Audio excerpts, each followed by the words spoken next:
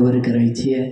आपण आता सर्वांचं पुण्य आदरणीय कैलासवासी वैकुंठवासी बबनरावजी जनार्दनजी जमधळे दादा यांच्या चरणी आपण समर्पित करायचं. सर्वांच्या हात आले पाहिजे बरं. एक साथ सर्वांची टाळी सोबत वाजली पाहिजे. आज माझ्या बबनदादांबरोबर भगवंत आलेला आहे. बघ म्हणेल माझ्या लेकरांनी माझ्या परिवाराने कशी आळंदी निर्माण केली आहे. माझे पाहुणे रावळे सर्व मंडळी मित्रमंडळी सर्व वारकरी मंडळी बघ हाताने टाळी वाजतायत. मनोन्मुखाने नामस्मरण. सर्वांनी एकदा मोठ्यानं आहे. फक्त टाळीच वाजेल. पकवाद वाजणार नाही, टाळ वाजणार नाही. हा एकच ताळामध्ये हा एकच ताळात एक एक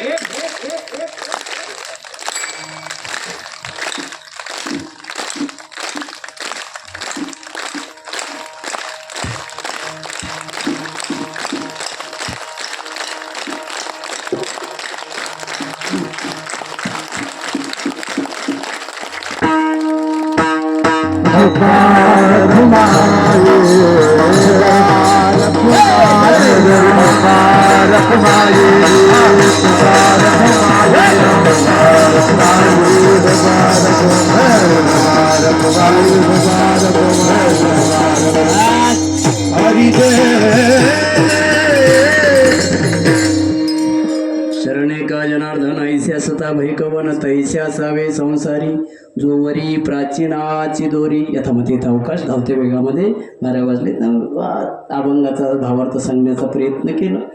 तसं वास्तविक पाहता वेळेअभावी आपण बरंचसं धावते वेगामध्ये घेतलं म्हणून सर्वांची एकदा माफी मागतो. जात एकच सांगेल, परमार्थ कार्य करा, भगवत चिंतन करा. आणि एवढ्या दूर पवार महाराज येत आहे याचं कारण एवढं आहे की पवार महाराज कीर्तन चांगलं करतोय म्हणून नाही. तुम्ही आम्ही केलेलं कर्तृत्व, तुम्ही आम्ही सर्वांच्या जोरावरती महाराज चालवतंय, जे अनाथ लेकरं वगैरे सांभाळतंय, तेवढ्यामुळे सर्वजण प्रेम करतात. ऐका माझी, आता मी थोडंसं मागडा कीर्तनकार झालो ना, कीर्तनातून दक्षिणा मागायला लागलो. मी तर दक्षिणा कीर्तनातून मागायला. माझ्या या दोघाही भावंडांना विनंती आहे. हरिभक्तीपरायण पोपट दादा, हरिभक्तीपरायण बलभीम दादा, दोघाही भावंडांना ते जिथं असतील तिथे त्यांनी ऐकायची आहे माझी दक्षिणा. आणि मी दक्षिणा घेतो कीर्तनात मागितल्यावर. ती द्यावं लागते ना, कारण स्टेजवर मागितलेली असते. दोघाही भावंडांना माझी विनंती, दक्षिणा ऐका. एक देव गेला तुमचा, पण एक देव तुमचा सोन्यासारखा तुमच्या पदरात, ज्याच्यासाठी माझा भगवंत भिकारी झाला. स्वामी तिन्ही जगाचा असं एक दैवत म्हणजे ती माय तुमच्या पदरात आहे. माझी दक्षिणा हीच राहील. त्या आईला जोपर्यंत ती हयात आहे, तिचे डोळे मिटेपर्यंत तिच्या डोळ्यातून कधीच पाणी येऊ देऊ नका. ही माझी खरी दक्षिणा राहील, लक्षात ठेवा. ही माझी, कारण काय होतं, एक गाडी 2 चाकाने चालत असते दादा. एक चाक गेल्यानंतर दुसऱ्या चाकाला फार मोठा त्रास होतो. म्हणून त्या आईला चांगला जीव लावा. मी आईवरती वडिलावरती खूप बोलतो दादा, कारण रोज अनुभवतो ना. मला रोज एक लेकरू रडवतो दादा. माझी विनंती तुम्हाला आणि नवतरुण बांधवांना ही सर्वात जास्त विनंती आहे. आईनं किंवा वडिलांनी दिलेला शब्द, माझी विनंती कधीच खाली जाऊ द्यायचं नाही. तुम्हाला जर आई आठवायची असेल ना, माझ्या लेकराला विचारा. 6 महिन्याचे असताना आई गेल्यानंतर काय अवस्था असते, माझ्या लेकराला विचारा.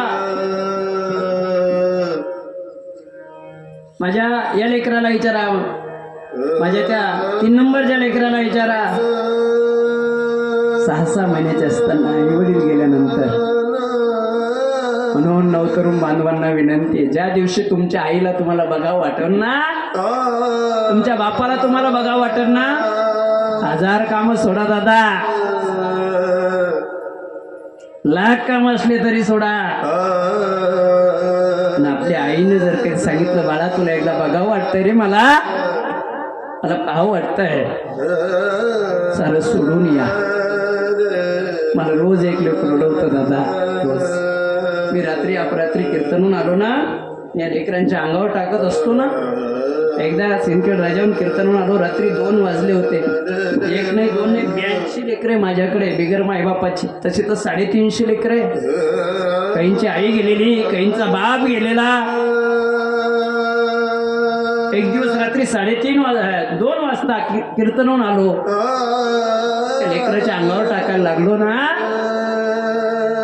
हे नवतरुण बांधवांनो, ऐका राजाओ, ते अंगावर टाकत असताना एक लेकरू रडत होतं. मी त्याच्याजवळ गेलो, म्हणलं काय झालं बाळा, एवढ्या रात्री रडतोस? तो म्हणतो बाबा मला ताप आलाय. ताप आला म्हणून मी त्याला एक पॅरासिटामॉल आणि एक सेट्रिजिन गोळी दिली. म्हणलं झोप बेटा. दुसऱ्या वर्गात गेलो, त्या वर्गातल्या लेकरांच्या अंगावर टाकलं. तिसऱ्या वर्गात गेलो, त्या लेकरांच्या अंगावर टाकलं. वापस येताना खाली उतरताना म्हटलं बघाव झोपला का नाही म्हणून. ज्यावेळेस त्याच्याकडे लक्ष केलं ना दादा, तर तो उशीत मुंडकं घालून जास्त रडायला लागला होता. मी त्याच्याजवळ गेलो, त्याला मांडीवर घेतलं आणि मी त्या लेकराला विचारलं बाळा, का रे तुझं जर जास्त दुखत असेल तर तुला मी सिल्लोडला नेतो, मोठ्या दवाखान्यात. आजही मला तो दिवस आठवतो राजा हो दादांनो. त्या लेकरांनी माझ्या मांडीवर बसलेल्या त्या लेकरांनी माझ्या हृदयापाशी डोकं ठेवलं. काय म्हणलं माहिती आहे? ते म्हणलं बाबा माझं जास्त दुखत नाही हो, पण एवढ्या रात्री तुम्ही मला गोळी दिली ना, मला माझ्या मम्मीची आठवण आली. काय म्हणलं ते? माझी आई जेव्हा जिवंत होती बाबा, तेव्हा रात्री अपरात्री जर मला ताप आला तर ती माझी माय एका पातेल्यात पाणी घ्यायची, त्याच्यात मीठ टाकायची. मला आजही तो लेकराचा एक एक शब्द आठवतो दादा. पाणी टाकायची आणि कापड नाही सापडला ना बाबा, तर स्वतःचा पदर त्याच्यात बुडून रात्रभर डोक्यावरती पट्टी बांधायची. आज एवढ्या रात्री तुम्ही मला गोळ्या दिल्या म्हणून मला आईची आठवण आली. त्या लेकराला विचारा रे, ज्याला आईचा राग येत असेल, ज्याला बापाचा राग येत असेल, त्यानं त्या लेकराला विचारा आईची किंमत, बापाची किंमत काय असते. आता दिवाळीच्या सुट्ट्या लागल्या होत्या, जाऊ दे आताच सांगतो एक अर्ध्या मिनिटामध्ये. दिवाळीच्या सुट्ट्या लागल्या होत्या. ज्यांना ज्यांना आई वडील आहे त्यांचे मायबाप न्यायला येणार होते. म्हणून माझ्याकडे एक मारवाड्याचा मुलगा आहे बीडचा. त्याने आपल्या आईला फोन केला, आई तुम्हाला दिवाळीला न्यायला येशील ना, एक काम कर, येताना मला ड्रेस आण. त्याच्या आईनं तिकडनं फोन केला, राजा मी तुझ्यासाठी 1,500चा ड्रेस घेतला. काय म्हटली ते एवढे आनंदित बाहेर पळत आलं. ही लेकरं बाहेर बसलेली होती लिंबाखाली, आंब्याखाली. त्याने हे लेकराला काय म्हटलं माहिती आहे, माझी मम्मी येणार आहे, मला 1,500चा ड्रेस आणणार आहे असं म्हटलं. हे लेकर काय म्हणले माहिती आहे, तुला मम्मी आहे म्हणून येणार आहे, म्हणून तुला ड्रेस आणणार आहे ना. आमचं तर कोणीच येत नाही, आमची दिवाळी बाबाकडे असते. आम्हाला कपडे घ्यायचे असले तर बाबांकडेच घ्यावं लागतात. तू भाग्यवान आहे, तुझी आई तुला 1,500चा ड्रेस आणणार आहे. ऐका, ते मारवाड्याचं पोरगं माझ्याकडे पळत आलं. 6वीला आहे, 6वीला लेकरू माझ्याकडे पळत आला. ते म्हटलं माझ्या मम्मीला परत एकदा फोन लावा, बाबा माझ्या मम्मीला फोन लावा. ते अरे आत्ता बोलला ना, नाही लावा. लावल्यानंतर ऐका ते काय म्हणलं माहिती आहे त्याच्या आईला, आई मला नको आणू 1,500चा ड्रेस. काय म्हणलं ते, मला नको आणू. तुला आणायचंच ना माय, तुला जर ड्रेस आणायचा असेल तर माझ्या संस्थेत एक 4 वर्षाचं, 4.5 वर्षाचं, 5 वर्षाचं लेकरू आहे. तुला आणायचं असेल ड्रेस तर त्याच्यासाठी आण, माझ्यासाठी नको आणू. ते म्हटलं मला आई नाही, तुला आई आहे तर तुझा ड्रेस आणणार आहे. म्हणून बाबा त्या लेकराला विचारा आईची किंमत.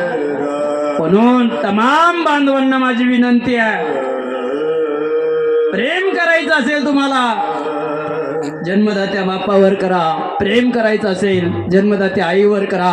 अरे प्रेम करायचं असेल धर्मावरती करा, प्रेम करायचं असेल देशावरती करा आणि धर्मावरती प्रेम करता करता जर कधी तुम्ही गेलात ना राजा हो तर आजरामर झाल्याशिवाय राहणार नाही. ज्ञानेश्वर माऊली नाराज मावळीवर